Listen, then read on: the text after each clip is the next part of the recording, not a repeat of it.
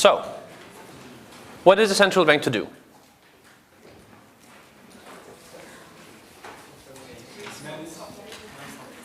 Manage money supply. Okay.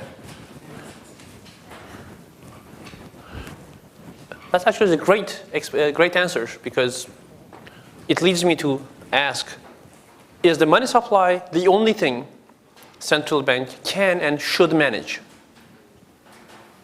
No.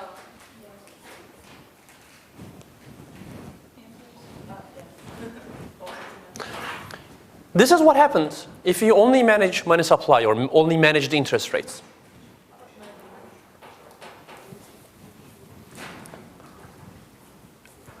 You end up here. You manage the interest rates so that aggregate demand doesn't increase much. Inflation is 8%. You end up with 13%, 12%, 11% unemployment rates until you get back to your natural rate of unemployment. The whole question was, are we happy with this?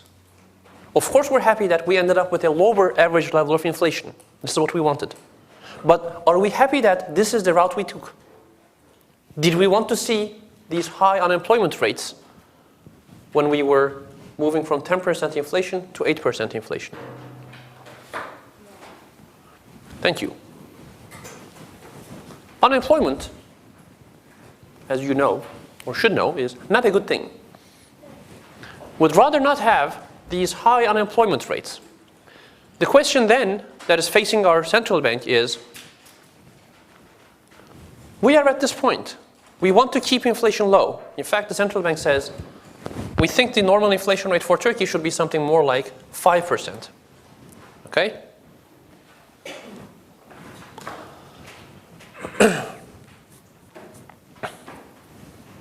Let's do this. Let's say this is 6%, so these are about correct numbers.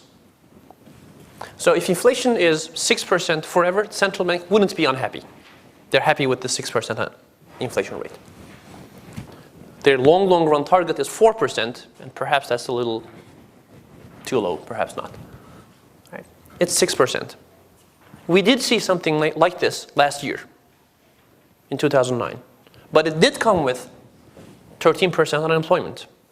Now the question is, can we keep this 6% without going back, without being stuck with this 13% unemployment? Or, if we are going to reduce unemployment, do we have to go up to 10% inflation? That's a great question. All right? The central bank has said publicly, we want to have 6% inflation. The first question then is, why does the central bank say this?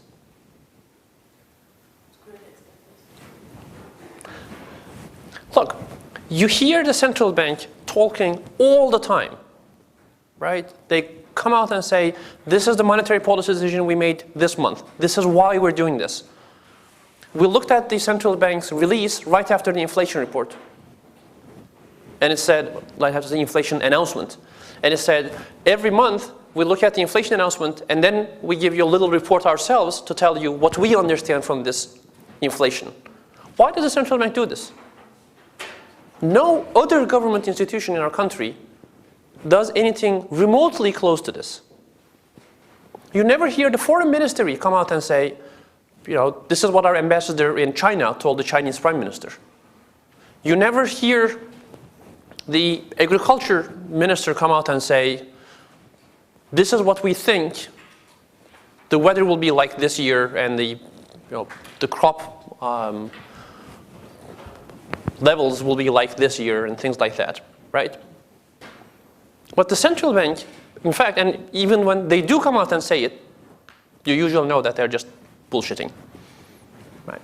The central bank cares a lot about telling you something and making sure that you believe it. Why? Expectations. What about expectations?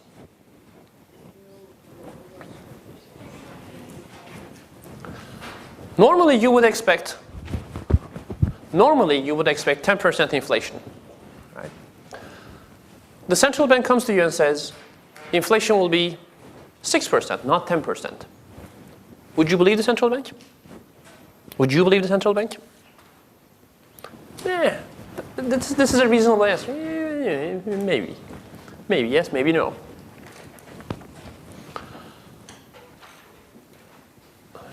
Why would you not believe the central bank?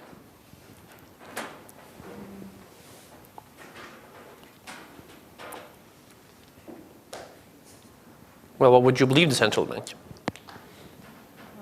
Central bank saying that about inflation? Yes, inflation. The central bank comes to you and says inflation will be 6% in 2010. Would you believe them? Without any proof, just saying. You can't prove anything that hasn't happened yet, right? But that can show me something. This is very good. So she's saying, look, if they just come out and say inflation will be 6%, that's not good enough. They have to tell me how it's going to be 6%, right? The central bank, for example, has been saying for months now that at the beginning of the year, inflation will increase. Does it make sense for the central bank to say this? Does the central bank want you to believe in higher inflation or lower inflation? Lower inflation. But the central bank, since the end of the year, right, since November or so, has been saying at the beginning of 2010, inflation rate will increase. Why were they saying this?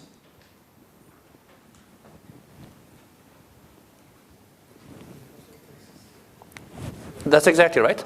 So saying because of taxes, because of certain things that happened at the beginning of last year, okay, so there's a base effect, inflation will increase. But you're telling me why inflation will increase. You're not telling me why the central bank is telling you that inflation will increase.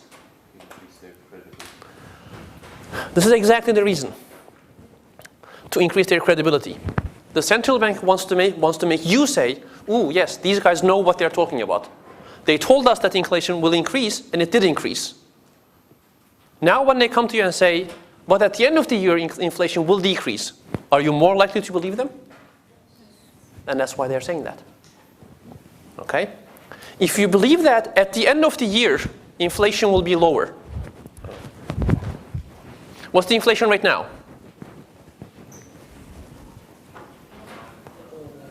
9.5. What do you think it will be at the end of the year? 8. Who's talking? 8. So you don't think it's going to stay at this high level? It's going to be lower. Why do you think that? Because taxes. Yeah, kind of. Also, scholars. The near and the present. Mumble, mumble, mumble. You just think that it's going to be 8%. That's not too bad. What do you think the inflation will be? You. Yeah, more agricultural country and summer is coming. Look, we're talking about annual inflation, okay? So January to December inflation. So in that 1 year, there's always exactly one summer and one winter. Okay? So it's not the seasonal effect. Okay, this December's inflation wasn't normal. So what do you think when the year ends? So on January 3rd, 2011, we're going to know exactly what 2010 inflation was. Right? Yes. What do you think that number will be? Less than last year. Less than last year. 8.5. Wait. What was it last year?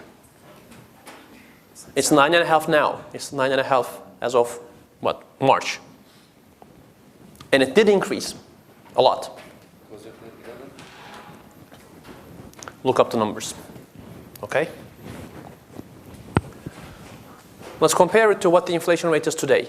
Today it's 9.5. Do you think it's going to be 9.5 at the end of the year? Maybe. That can't be a wrong answer. Could it also be higher than that? Maybe. Could it also be lower than that? Maybe. What's your expectation? If I ask you how much of a raise do you want in your salary this year, what answer will you give me? If your workers ask for a raise, how much of a raise will you give them?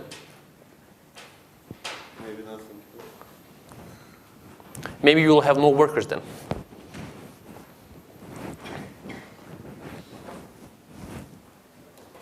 What do you think inflation will be in 2010?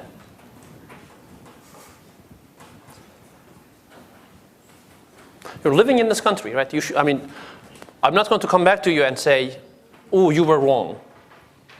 But you should be able to have some idea about what kind of a year 2010 will be. It may be decreased. Okay, where? Could it be 1%? No. No. See, I mean, in the history of our country, I don't think we ever saw, well, I know, we never saw 1% inflation. And 2010 is not going to be a 1% inflation year. Can it be 57%? No. What do you think is a reasonable number? 7 or 8. 7 or 8. Okay, this is how expectation formation works actually. People don't do these, well, some people do elaborate calculations. If your life actually depends on forecasting inflation, people build models, like hire economists, try to forecast inflation. But everybody forms inflation expectations. When the university comes to me and says, this is your salary increase for this year, I try to decide, is this good or bad? How do I decide? That depends on my inflation expectations. Okay? What do you think inflation will be this year? 7 or 8. So we seem to have a, does 7 or 8 sound reasonable to you as well? Maybe. What about the gentleman next to you? Why not? Okay, so we have a consensus that's going to be 7 or 8. Let's say 7.5. You're telling me that inflation will fall from 9.5% that is now to 7.5% at the end of the year.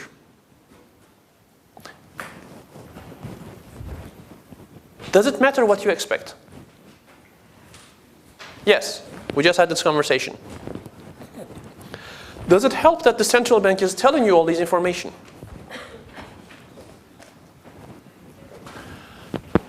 Yes, it does, because you guys are now following what the central bank is saying. Not everybody does, right? Not everybody reads the central bank's releases, not everybody listens to what the central bank says, but information doesn't disseminate that way. The central bank really is trying to affect people like me, you, most importantly, the bank's economists who talk to their clients, the newspaper economists who write in their columns. Because when you see all of the newspapers going, inflation is going off to a tangent, it's just off to the moon, whatnot, right? You begin to feel that inflation is a bigger problem, inflation is a bigger problem. That increases your inflation expectations. Right? When you read in the newspaper every day that temporarily we're seeing a higher inflation, which you are now. A lot of the newspapers say this. Why do they say it? Because the central bank told them. All right? That's what the central bank is trying to do. The central bank says, look, there are, I'm going to guess, less than 10,000 people in this country of 72 million that we should really care about directly. If those 10,000 think that inflation is going to be 6%, most other people will be somehow affected by them. Those people are, the chief economist of Yapı Kredi Bankası and the chief economist of, Fortis Bank and the columnists and the talk show people, right? Those are the people that all of us are exposed to. Those are the people, their opinion is what you see when you look at the newspaper, when you look at the financial press, right? So the central bank says, I want to affect expectations. Why does that help?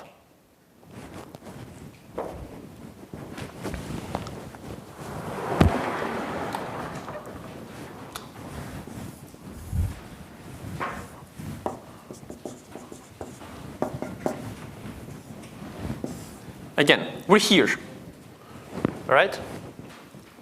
We want to stay at this inflation rate and say this is 6% inflation. And we want to be at this inflation rate without suffering this high unemployment. Let's say the central bank somehow convinces you, not necessarily that, so this is the inflation rate consistent with 10. The central bank convinces you that it's going to be, what, 7.5, you said, all right? Is this the Phillips curve we're working with then? Where's the Phillips curve?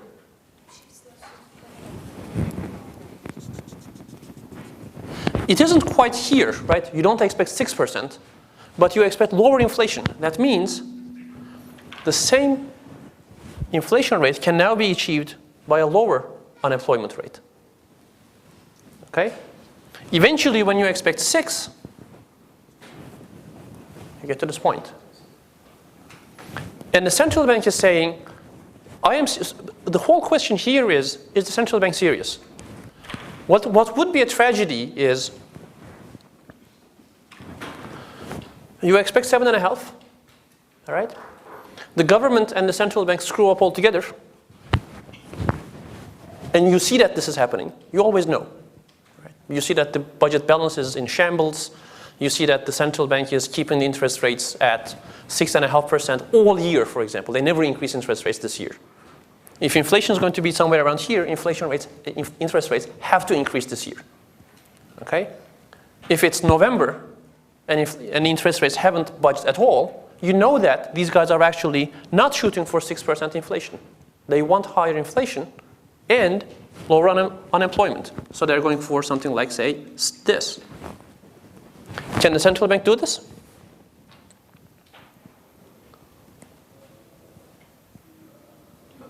Yes, they can do it for a year. You chose your prices, you chose your wages, you committed to things that are based on 7.5% inflation. The central bank gives you, I don't know, 9% inflation, whatever. This is 10, so this is 11% inflation. Okay? And unemployment falls for this 1 year to 8%. Could this happen? You expected 7.5% inflation. The central bank and the government engineered 12% inflation. Will this lead to a boom in output? How do they increase inflation?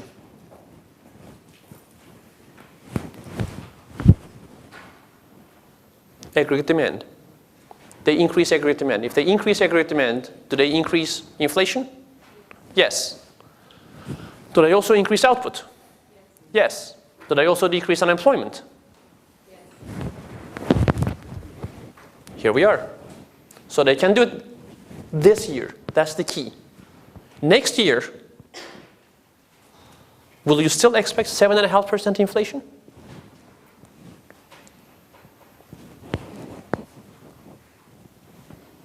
For you. This is not a what is the correct answer question. I'm asking you. The central bank told you inflation will be 6%, you expect a 7.5%, they delivered 12% inflation. Next year, they say again, this year inflation will be 6%. Do you believe them? No. So, the gentleman back there, you sir, nope, right behind you, yep. You expect a 7.5% this year, right? Let's say it turns out to be 12%. What inflation rate would you expect for the year after?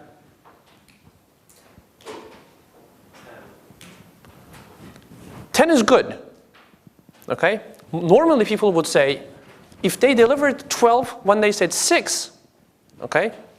If they delivered 12 when I expected 7.5, okay? They are more likely to deliver 15% next year, not even 10. Inflation expectations go out of hand very quickly. If you see inflation rates going 6%, 8%, 10%, people usually don't expect 12% the year after. They expect 15. Okay? The year after they expect 25. The year after they expect 45. They just explode. And you must be able to see why that's the case. It begins to turn into a game between the government, the central bank, and the private agents.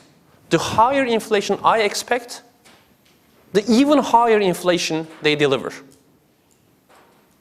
Okay? Inflation expectations go through the roof. So if you expect 10% inflation, we're back to this curve, which is what we didn't want. If you expect 12% inflation, we're somewhere here. If you expect 15%, we're somewhere here. These are terrible outcomes. You end up with higher unemployment and higher inflation. Okay? That's why the central bank shouldn't do this. Do you understand what expectations do?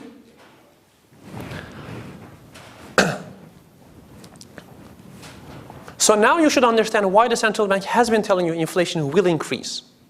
Because of tax reasons, because of last year's effects. Because they told you that we want 6%. All right? And then, what was the inflation rate last month? Not this month, but last month.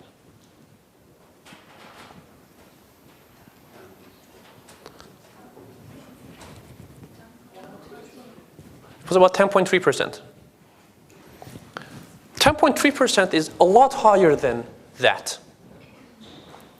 The central bank told you inflation will rise so that you wouldn't think these guys are tricking me. They're telling you that I foresee that temporarily inflation will increase and then it will decrease. And it's not my fault. It's not happening because I'm pumping aggregate demand up. It's an external factor that is outside my control. Why is it important that you understand this? Are these two different? Inflation is 10.3% and you think that the central bank did this on purpose, versus inflation is 10.3% and you think that this is a one-time external shock that was outside the control of the central bank. Are these two things the same? In both cases, inflation is 10.3%.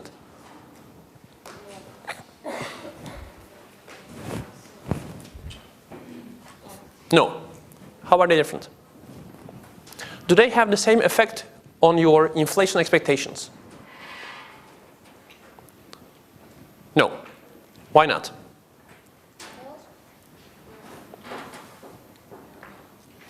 I'm not asking you a deep economic theory question. Just answer this as a citizen. You see 10.3% inflation. In one case, you think that the central bank is doing this on purpose. In the other case, you think that the central bank had nothing to do with this. Inflation jumped up to 10.3% because of some external factor. Now I'm asking you, would these have the same impact on your future inflation expectations? The first one, I think it's normal, but the second one, I think in the following years it will increase more. Okay, you're welcome to think anything you like to think. How about you, ma'am? Yeah, let's speak on someone else. I already asked you something. How about you? Same question. Again, the question is the following. The central bank told you that it wants inflation to be 6% and you should expect 6% inflation. And then, at some point within the year, you saw 10.5% inflation. Does it matter whether you think this is because of a deliberate action of the central bank is doing this on purpose, or because this is, taxes increased, funny things happened outside the control of the central bank, and it just turned out that inflation just increased to 10.3% outside the will of the central bank? Does it matter for you? Which one is the reason? Of course, it matters because in the next year, change my expectations. Very good. So it matters because you're going to change your expectations accordingly. If you think that the central bank has tricked you, would you expect 6% inflation for the end of the year? No. If you think that this was an accident, would you think that inflation would be 6% at the end of the year? It may be. It's more likely. Okay? So the point here is we are seeing this. Read the central bank's public releases. Listen to the central bank governor's speeches. Continuously they're saying, look, inflation is increasing, but it's increasing because of tax reasons. It's increasing because of some tax breaks that were instituted last year were taken away this year. So compared to last year, prices are higher. But these are tax issues. These aren't central banking issues. We didn't do this. Okay? Why does the central bank care so much about convincing you that they didn't do it? Why does the central bank go all the time, not my fault, not my fault, didn't do it, couldn't have done anything about it? It's their credibility. What happens if they lose their credibility? Would you still believe in 6% inflation?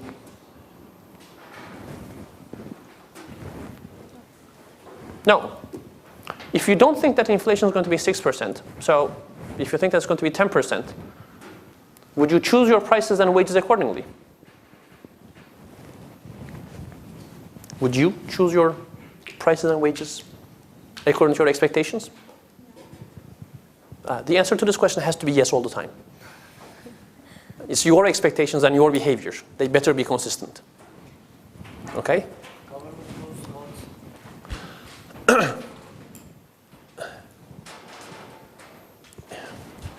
One hopes. Okay? So the point here was the government loses votes. One hopes that the government loses votes. But remember that the government doesn't have to face election every year. The central bank has to convince you every year. Also, if it turned out that inflation is higher than expected, but unemployment is very low, would the government lose votes or gain votes? Most likely gain votes. I mean, unemployment is a more important issue than inflation in general. However, hold on. However, if we could have the following in Turkey, we're going to have 3% unemployment all the time and 10% inflation. Would you like this? Yes. Yes, I would too. Can we have that?